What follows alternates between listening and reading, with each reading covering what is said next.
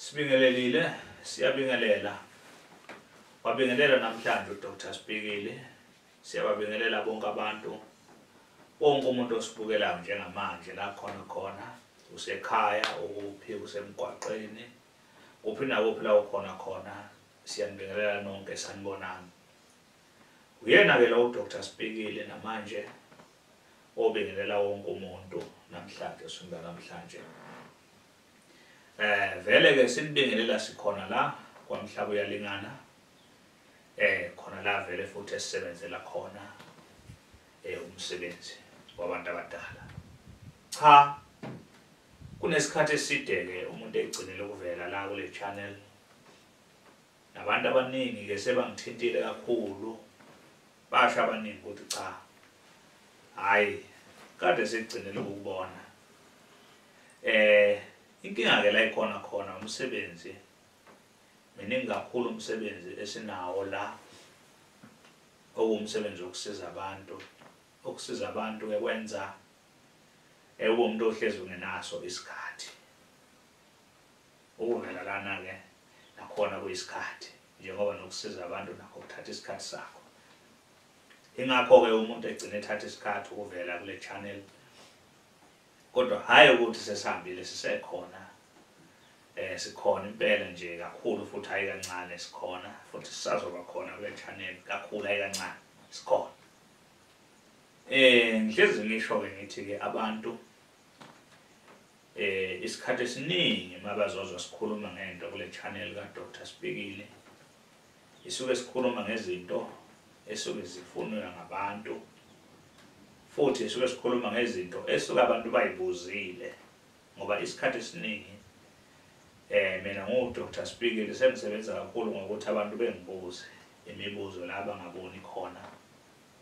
Manje ngoba ngudokotela ke osethe ukuhamba ibanga elide kulo msebenzi selokhu wabakhona usebenza lo msebenzi. Kodwa ke hayi kuma channel uyafika uDr Sibhikile akekho mdala kakhulu kodwa ngokomsebenzi sihamba ibanga elide kakhulu. Ziningi izinto esesizibonile la emhlabeni mayelana nalo msebenzi wokwelapha. Sesiyazazi izinto ezikhona nezinto ezingekho ngoba kukhona izinto esuke nje ziyinganekwane ezinye izinto ziyinkolelo uthola ukuthi azinjalo.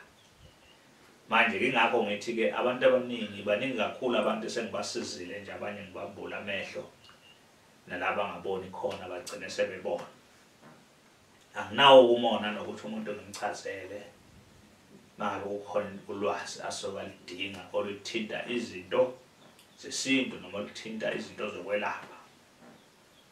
Silana kule video namhlanje kunendaba enkulu kakhulu abantu kuyona abangithintela lona lo daba lolo noma abangibuze yona mayelana nazo indaba zeziphakamiso.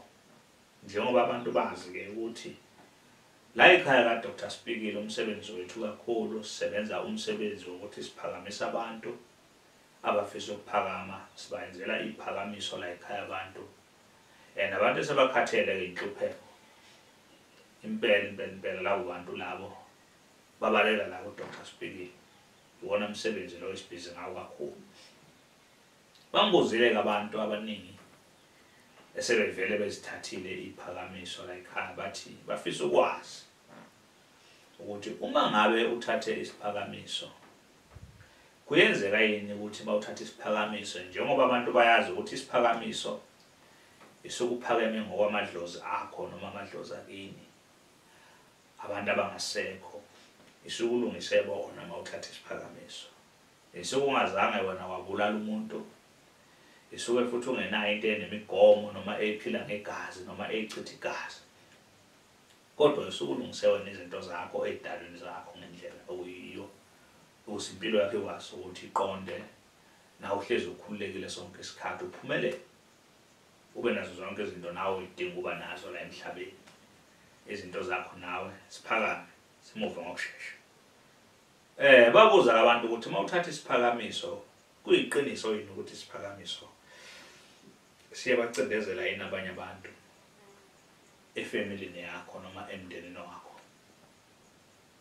Ilo mbuzo ke lo kakhulu ongithinte kakhulu ngokuthi njengoba nibona ngivela kule video ngithi abantu cha abakhululeka abantu ayikho into enjalo isiphakamiso asikwenzi ukuthi wena ucinde abantu bakini noma abanye abantu abaseceleni bacindezeleke uma ngabe wona sowathatha isiphakamiso kunokuthi bacindezeleke abanye abantu abaseceleni endini wakho kunalokho izinto zabo ziyalunga ziyaphumelela sonke isimo sekhaya siyashintsha kuleli khaya lemakade ukuthi kuleli khaya lakini abantu bakhona kulelo khaya abasebenzi mangabe uthatha isiphakamiso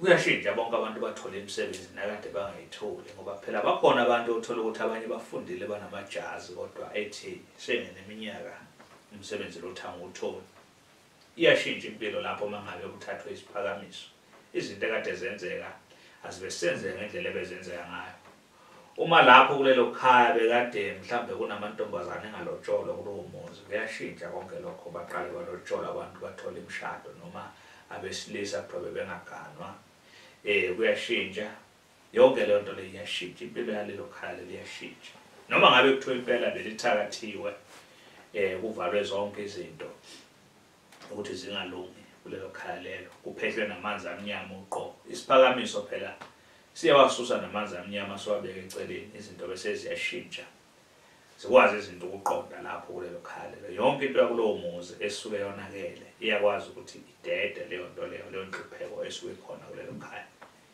lelo khaya liphile njengamanye amakhaya ubuhle ke nje besiphakamiso sinjalo isiphakamiso sishintsha zonke izinto mase kunomuntu kulelo khaya lelo suke seyithatha isiphakamiso zonke izinto zakulelo khaya ziyashintsha ngenxa lomuntu oyedwa osuke seyithatha isiphakamiso ayikho into yokuthi abanye bazocindezeleka ngoba phela isuke kungakhona ukuthi uthwalile noma wethwele ezinye izithwalo zinakho lokho ukucindezela abanye abantu esinye ziyababulala abanye abantu ezinye izinjanjani zehlukahlukene kodwa masikhuluma ngesiphakamiso sikhuluma ngento eclean eqondile ayengeze ukunikeza inkinga ayikukhandela inhliziyo usiphilela kahle nje njengabantu bonke esuke bephila phela umehluko mase uthatha isiphakamiso nje ingqondo yakho iyashintsha izinto zakho ziyashintsha ngoba into engcolile isuke ingasakwazi ukusondela kuwe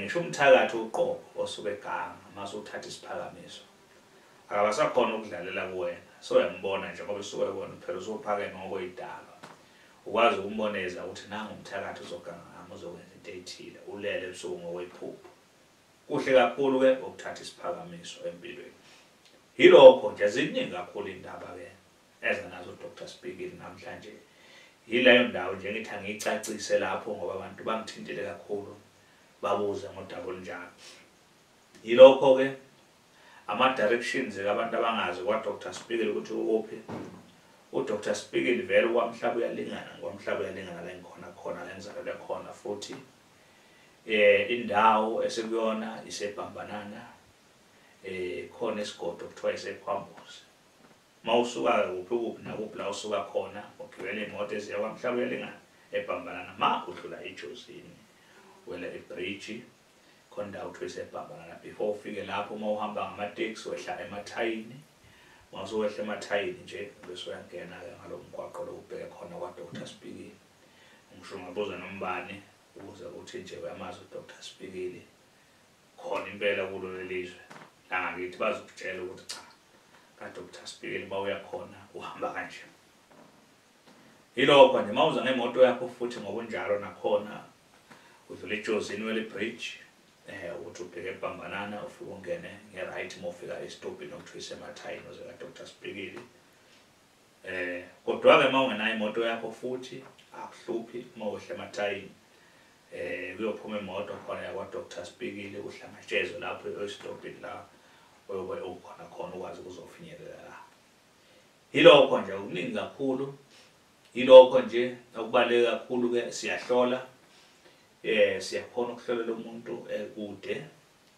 siyakwazi ukumhlolela umuntu noma eqhelile mawukuthi wona komthatha isikhathi ukuthi efinyelele esigodlweni uyahlola noma ekude noma eseduze noma ekude kuyafana yize sikuphasisa kakhulu ukuthi umuntu kuba right kakhulu mayiseduzane esigodlweni ngoba sisebenzisa i-network mangabe simhlola i-network esisebenzisa yona ayifani nokuba idonsa ukude mayidonsa eduze noma idonsa kude ilokho asiningi kakhulu ke indaba ngiyocela nje ngibambe evidweni elandelayo kodwa ke abantu bangakhohlwa phela ukusubscribe musubscribe kule channel ka Dr Spikini uzibeke emathubeni ukuthi nxa nje uphuma evideo eyokhishwa u Dr Spikini ubone kuqala wena ukuthi namhlanje kunendaba ezitsha eseyifike no Dr Spikini ilokho nje babayini ngiyabonga.